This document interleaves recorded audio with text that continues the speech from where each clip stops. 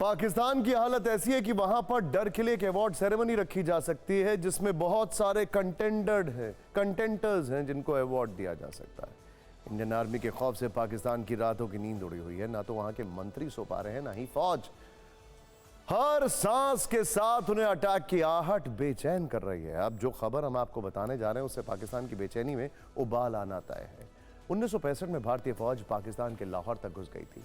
तो क्या 2025 में इंडियन आर्मी कराची पर धावा बोलेगी? हम नहीं कह रहे हैं, ये सवाल उठ रहे हैं पाकिस्तान से।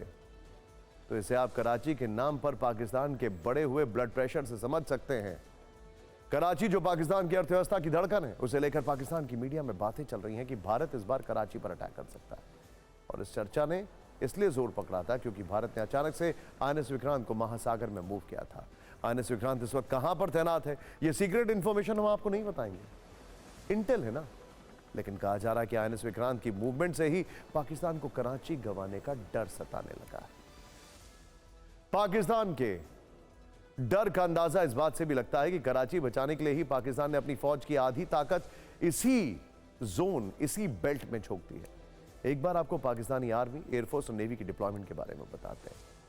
अपने बारे में नहीं बताएंगे, उनके बारे में हमें सब पता है। इससे आप पाकिस्तान के कराची वाले डर का तापमान समझ पाएंगे। कराची की सुरक्षा के लिए पाकिस्तान ने अपनी सबसे advance HQ-9P air defence system को तैनात कर दिया है। सियालकोट सेक्टर में रेडार सिस्टम को मजबूत किया गया है। बख्तरबंद और पैदल सेना डिवीजनों को तैनात किया गया है। फिरोजपुर से लगी सीमा के इलाकों में पाकिस्तानी इलेक्ट्रॉनिक वॉरफेयर सिस्टम सक्रिय हैं। रावलपिंडी के नूर खान एयरबेस में F-16 फाइटर जेट्स को तैनात किया गया है, जबकि एक और एयरबेस पर चीनी JF-17 फाइटर जेट्स की तैनाती की गई है। POK के बाग, रावलकोट और तोलीपीर में पाकिस्तान की 6ठी आर्मर्ड डिवीजन और 7वीं इन्फेंट्री डिवीजन की गतिविधियां देखी गई हैं। डर के मारे पाकिस्तानी वायुसेना ने फिजाए बद्र और ललकार मोमिन नाम से बड़े पैमाने पर हवाई अभ्यास शुरू कर दिए हैं, जबकि पाकिस्तान के दक्षिण हिस्से में जब्र हैदरी नाम से एक सैन्य अभ्यास चल रहा है। और ये सब हो रहा है कराची को बचाने के लिए।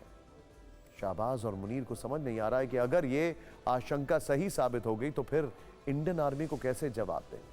इसीलिए सेना की आनन फानन में तैनाती की जा रही है।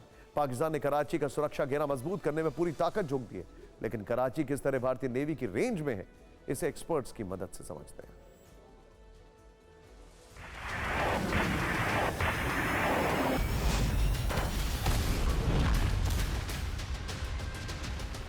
कराची की वही महत्व है जब हम वही का है। वो पाकिस्तान का कमर्शियल सेंटर है, कमर्शियल हब है, और जितना भी इंपोर्ट होता है या एक्सपोर्ट होता है कराची के माध्यम से होता है।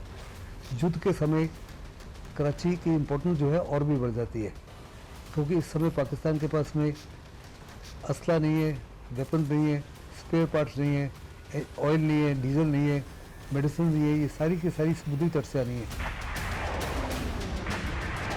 हिंदुस्तान की नेवी जो है पाकिस्तान की नेवी से बहुत ज़्यादा स्ट्रॉन्ग है। हमारे पास 2 एयरक्राफ्ट कैरियर्स हैं, हमारे पास न्यूक्लियर सबमरीन्स हैं, दूसरी सबमरीन्स हैं, फ्रिगेट्स हैं, डिस्ट्रॉयर्स हैं।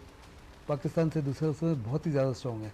और पाकिस्तान को अभी भी खतरा है कि हिंदुस्तान के जो एयरक्राफ्ट कैरियर्स हैं वो तकरीबन 1000 किलोमीटर दूर रहेंगे, लेकिन नेवल ब्लॉकेट कर देंगे।